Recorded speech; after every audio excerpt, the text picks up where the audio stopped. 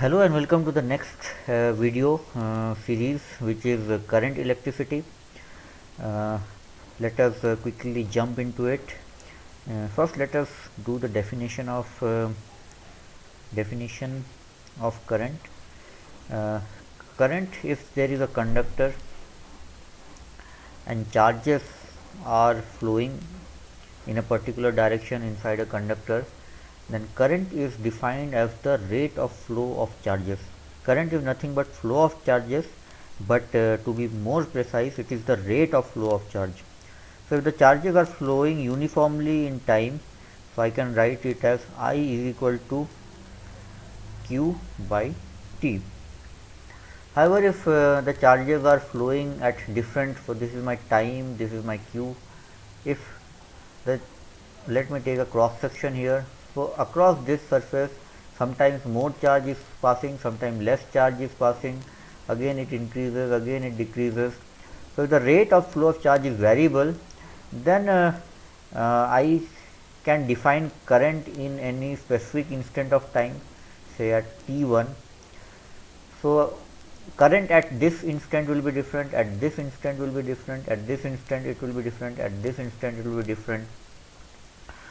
Uh, so in order to find out what is the current at any particular instant, say this point, I take a small time interval.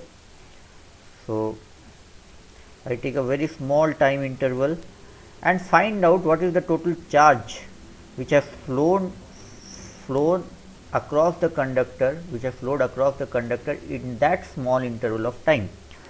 So in differential terms, I, if it is varying with respect to time, at any small instant of time, what is the small charge which is flowing through the conductor is defined as the current. So I is equal to dq by dt. Apart from the term current, there is another important term which is called current density.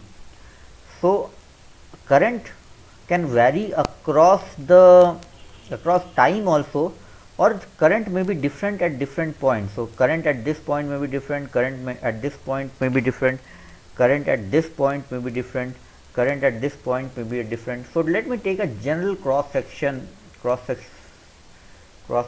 area, and at different I can divide this cross sectional area into small sub areas, and suppose at each of these area the value of current is different. Okay, let me take the current here. Let me take this surface here. Suppose for general case, current, the direction of flow of current is like this, and the normal of this surface is like this.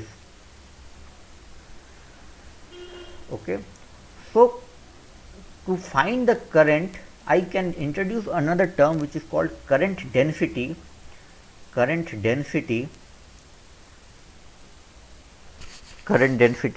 which will be nothing but the current flowing per unit area. Current density, or J, will be current per unit area. Okay, so J will be equal to I by A. So I, what will be the value of I then? I will be equal to, in a general case, if the area vector, so this is a vector, area is a vector, J is a vector. So I will be equal to J times A, and this will be a dot product. So this multiplication, when I take it here from here, this multiplication will be a dot product, current density vector dot area vector. Area vector, the magnitude of area vector is the magnitude of this area, and the direction of area vector is along the normal. If I draw normal to that area, that is the direction of area vector. So J will be equal to I by A, or I is equal to J dot A. Now suppose I want to find the full current. Because of all these small areas, I have to add all the current due to this area plus the current due to this area plus current due to this area, small area. So in general terms, we all know that we can achieve that by integration. Integration is nothing but the addition of all small areas. So I dot, now I am considering these are all small areas.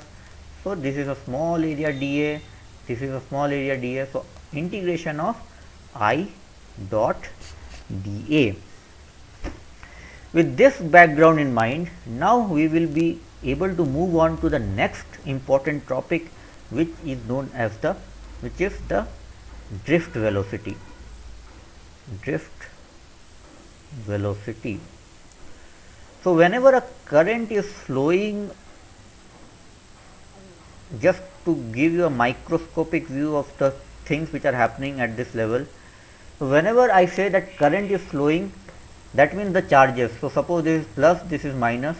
We know that current is nothing but flow of electrons in the opposite direction. So if the convention of current is from positive to negative, but electrons will flow in opposite direction to this. Okay. So electrons are flowing along in this direction. Okay. But if we, that is the average of all electrons motion will be along here. So obviously for the current to flow or the charges to flow, the average velocity of electrons along this direction or the electrons have to flow along this direction. So that average flow of electrons, so due to a current I, there is a flow of charge, flow of electrons, and that means the electrons are moving with a velocity Vd, or this velocity is known as the drift velocity, or the average velocity of electrons in a conductor when current is flowing through it, drift velocity. Now if I look at the microscopic level, there are a lot of electrons here, here, and in between the electrons there are nucleuses and other electrons. Okay. So suppose this electron starts to move along this direction, and suddenly it encounters another electron or another nucleus. Okay. So it goes and collides with an electron, or it comes under the influence of a nucleus of an electricity, and then it changes direction. Okay. So when I say that the electrons are moving in this direction with a drift velocity Vd, it doesn't mean that all the electrons are moving along this direction, because the electrons will be continuously colliding with other electrons, and the motion of these electrons will be random. Some will go like this, then it may bounce back like this, then again it will go like this, then again it may bounce back like this, then again it can go like this. But the average velocity, so sometimes its velocity will be in this direction, sometimes it will be in opposite direction to the Vd, sometimes it will go again towards Vd. Okay, so in general, at any time, a particular electron might not flow as per the direction of the Vd, but if we take an holistic view and an overall big picture of things, an average electron at an average, they will move at a velocity Vd when there is a electric field applied. When there is no electric field, these all averages out to be 0. But when there is an electric field applied, though the electrons move randomly, collide with another electron, or come under influence of a nucleus, but at an average they will drift at a speed of Vd towards the positive terminal, and that is known as the drift velocity. So if given a current I, can I find what is the drift velocity? Yes, I can, and let us derive that. So suppose for that derivation I must assume some fundamental things. So suppose I take a unit volume of a conductor, and suppose the number of electrons passing this unit volume is n. N is the number of electrons flowing or passing, number of electrons per unit flowing or passing per unit volume, okay. N is the number of electrons flowing per unit volume. Now if N is the number of, suppose I have to also, apart from N, I have to also define what is the length of this conductor, what is the cross sectional area of the conductor. So length of the conductor, let it be L, cross sectional area is A. So N is the number of electrons per unit volume. So total number of electrons, passing over the entire conductor. So the total electrons flowing across the entire conductor will be equal to across conductor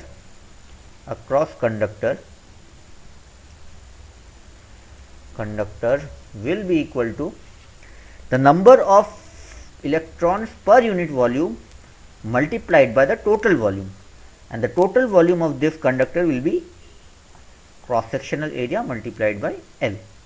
So A into L. So the total charge flowing across this, so this is the total number of electrons flowing across this conductor. So total Q, so instead of electron, if I write what is the total charge Q across the conductor, that is nothing but the total electrons flowing multiplied by the charge of each electron, which I can define by E, which is about 1.6 into 10 to the power minus 19 coulomb. But for a general, let me define that as E, that number as in terms of E. So this is the total charge across the conductor. Now if Vd, suppose Vd is my drift speed. If Vd is my drift speed, what is the time it takes for these many electrons to travel across this conductor? So if Vd is the so from basic equation, basic times, time is equal to length by velocity, correct? So if Vd is my velocity, L is my length, so time taken by these electrons to cross this conductor will be equal to L by Vd, okay. So now I have interesting thing, I have Q, total charge crossing, NALE, and I have the time, okay. So time and Q both I have got. So what will be the current then? So current, simple, it is just Q by T. I just need to replace the term Q from here to here and T from here to here. So then I will get NAL into E divided by L by Vd. So L gets cancelled. So if I just rearrange these terms, what will be my Vd? If I just algebraically rearrange these terms, Vd will go up, NAE will go down, okay. So Vd will be equal to I by A. So L I have cancelled these two L's, A, L is cancelled, E into N. So this is my relationship between current and the drift velocity. So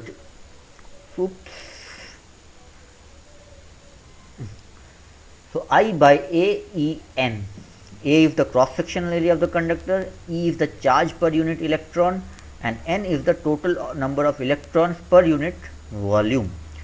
Now if we just replace I by E, the current per unit area with current density, I get Vd will be equal to, in terms of the current density, J by Ne. So these were two important derivations.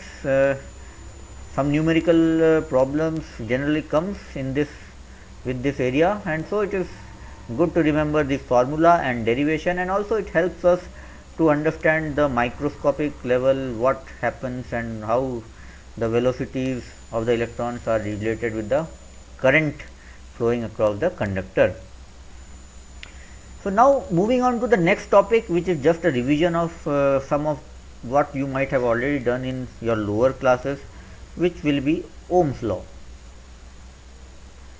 So we know that Ohm's law tells that if I have a resistor and I have put a potential difference across it, I have put a V across it, then sorry, this is R, the resistance of the conductor, V is the potential difference. Then we know Ohm's law tells that the current which will flow across this resistor will be directly proportional to V, or when I put in the equal to sign, one constant of proportionality comes. So I can put the constant of proportionality K V, and it has been found experimentally that this constant is 1 by R. So this constant from experiments is the inverse of resistance or conductance in other words of the conductor, and if I rearrange, it gives us V is equal to Ri, the format of Ohm's law which at least I am most comfortable with. So this is one of the definition of Ohm's law. Ohm's law is potential is equal to Ri, where R is the resistance of the conductor, and we know that if I have a conductor R, okay, and so the resistance of a conductor depends on the features of the conductor, which is the length of the conductor. Resistance depends on the length of the conductor as well as it depends on the area of the conductor. Okay. So we know this, and probably we have also studied that how does, so if I make the length double, we know that resistance doubles, resistance increases, and if I increase, because now I have to I have more resistance from this half also, and also if I increase the surface area, then the resistance will decrease. Okay, so if we do some experiment, we find that resistance is directly proportional to the length of a conductor, and resistance is also or is inversely proportional to the area of the conductor. So more length, more resistance, more area, less resistance. So this can be again terms as if I put an equal to sign, some constant of proportionality K will come, and L by A. Okay. So this constant of proportionality is known as the resistivity, rho L by A. Okay. So resistivity is the nothing but a resistance of a unit length conductor. So if somebody asks what is resistivity, resistivity will be given. So if length is 1 and area is 1, I will get R is equal to rho. Okay. So how can I find the resistivity of a conductor? Resistivity of a conductor is the resistance of a unit length conductor and also which have a unit area. So so,resistivity is the resistance of a conductor which has a unit length and a unit cross sectional area. Now resistance, it depends on the on the dimensions of the resistor. Okay, but resistivity, it only depends on the material property of the conductor. What is it made of iron? Is it made of copper? So if I know it is made of iron, I can determine what is the resistivity, because resistivity of the iron is fixed. Okay, it has a unique value. Depends on just the material. But if I am saying I have an iron conductor, I cannot find what is the resistance, because resistance will also depend on the length of the conductor as well as the area of the conductor. So now with this, I can define one very important law which is sometimes useful if we want to study at a microscopic level, or just if we don't want to deal with particular objects but only want to materials. Like Ohm's law is object dependent. Ohm's law has a resistance in it, So Ohm's law depends on the length of the conductor and the area of the conductor. But I can rearrange this Ohm's law so that it doesn't depend on the length of the conductor or the area of the conductor. It will just depend on the materials. So let me show you how I can do that. So I have from this equation resistance is equal to rho L by A. Okay, but we know that resistance is equal to V by I from Ohm's law. So I will just replace R by V. R is equal to V by I. So V by I will be equal to rho L by A. So now I will bring L and A to this side. So R will be V by I, A comes here and L comes here. So V by I, V A by L is equal to rho. Now if I just rearrange this term, so rho will be equal to V by L. V by L I will keep it together, divided by I, and A comes in the denominator. From here I can rearrange I by A. Okay. So this now becomes rho is equal to V by L. If you remember the definition from electrostatics, V by L is nothing but the electric field, and I by A is nothing but the current density, the current per unit area, or the current density J. So from this we have derived another form of Ohm's law, which is not dependent on the full dimensions of the of the object, but it is just dependent on the point, the material of the point. So this is another useful definition of Ohm's law, or rho is equal to E by J. So if I want to put in a vector notation, in some books vectors are written in capital letters. So E by current density. So this is another form of Ohm's law. Okay. So remember here what it is giving. Let me compare this with Ohm's law. R is equal to V by I. V by I. Okay, so here instead of R, which is again dependent on the dimensions of the object, okay, dimensions of, suppose this is the object, okay, R is dependent on the dimension of the object. Instead of R, I have a term which is rho, which is dependent on just the material property of the object. So I can study the Ohm's law at this point in this format. Similarly, V will be dependent on the potential difference. Potential difference is always dependent on the relative position of the object. So potential difference is dependent on the length of the object.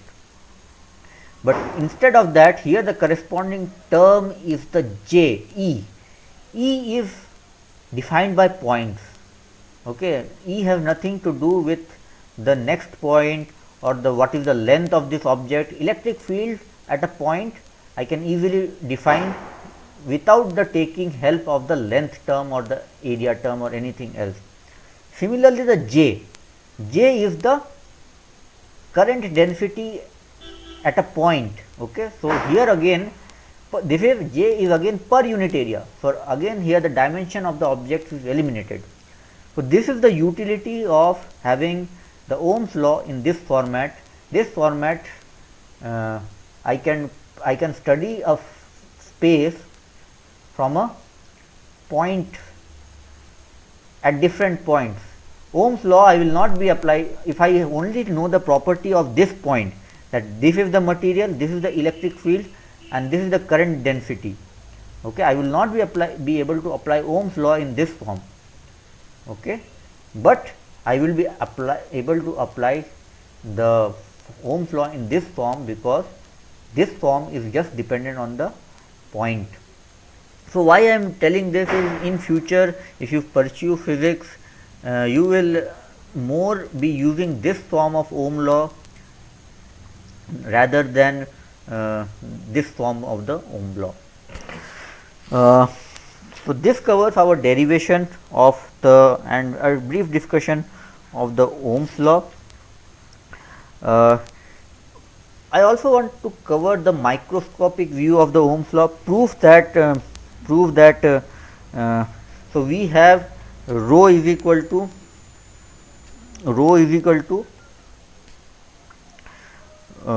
E by J.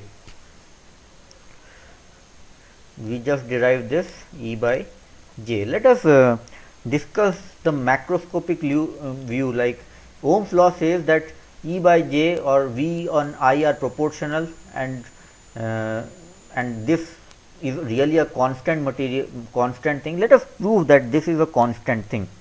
So let us go back to our microscopic view of the electron. We will prove the Ohm's law using the microscopic view. So the microscopic view is this. This is an important proof which might be asked in your examinations. This microscopic view is and also it is very interesting concept wise. You will get a feel of why V is directly proportional to I, or in point level why E is directly proportional to J. So we saw that an electron they collide with each other when I put an electric field, they drift with a velocity Vd, okay, and the average velocity after all the collisions taking into effect is Vd. So let us derive that E by J is really a constant. One thing to put in mind is the drift velocities are very high. They are of the average random velocities, which the zigzag motion of an electron are of a very high magnitude. If we will do some problems later and you will understand, you will get the feel of that. So they are about of the order of say 10 to the power 6 or 10 to the power 7 orders. But the drift velocity, so the drift velocity is very small, like the average velocity with it is drifting, they are generally of the order of 10 to the power minus 7. So this is a observation which I will tell you now. You can see these results when you actually Vd is equal to I by N EA. So if I give you a current I and the number of electrons per unit volume, which is very large, so if this terms I by A generally comes to be very small amount, which is 10 to the power minus 7, but the average random motion of electrons, they are very high at an atomic level. So generally if I have V random, the random speed of electrons at an instant, if I write that, they are in general very greater than the Vd. So this fact will help us in our proof of what I am trying to prove, that E by J is really a constant. So but before that I wanted you to just keep in mind that the random velocities are of a billionth order more than the average drift velocity. So now let us start going. Now when I put an electric field here, so that the electrons start moving with a drift velocity Vd, that means I am applying a force. So force which I apply when I apply an electric field is force. If you remember, force is equal to Eq.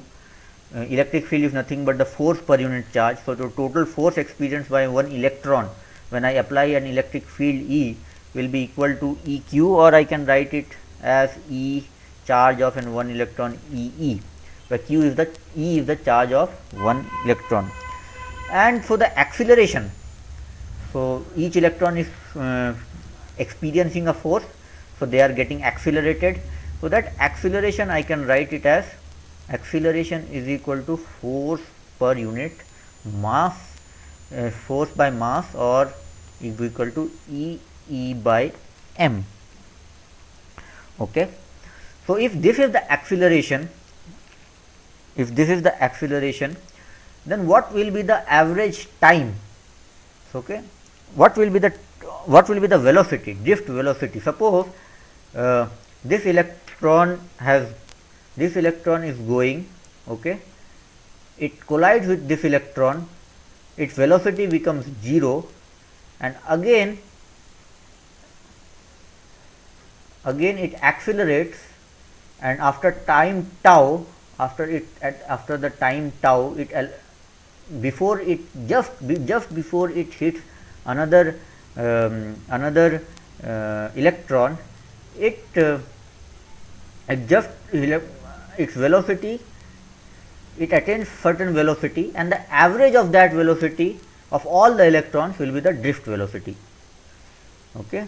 So just look at that, an electron has gone and collided with an electron, its velocity becomes 0. Okay, and from this instant, due to that electric field or otherwise, it goes and hits into another molecule, which may be, say, at this point. This figure is not exactly correct, it might confuse you a little bit.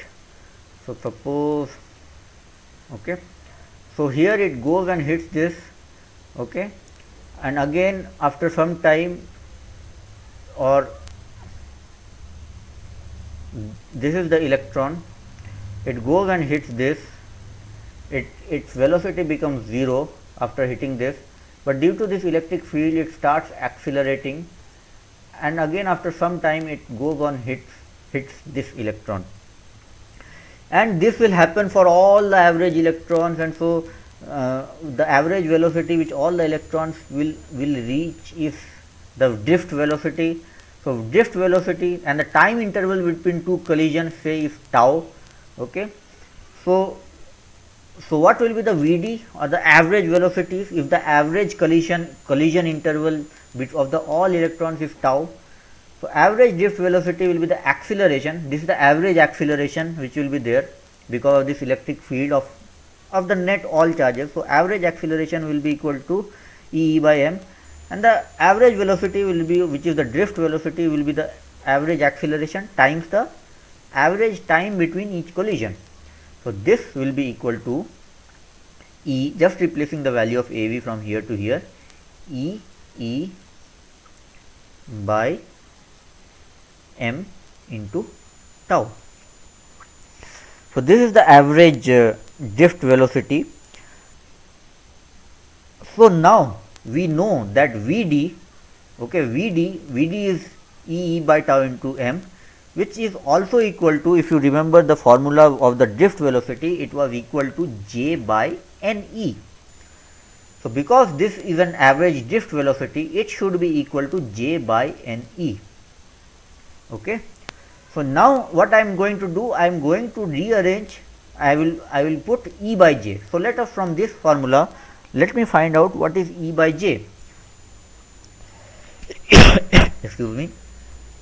E by J will be equal to, just rearranging, taking J here and taking m here and E and tau in the denominator, it will become E by J will be equal to m by E square n tau. Okay. So here, so if you compare this, E by J is equal to m by E square nt, and E by J is equal to rho. So this term should be the resistivity of the material, or rho. And now let us try to deduce that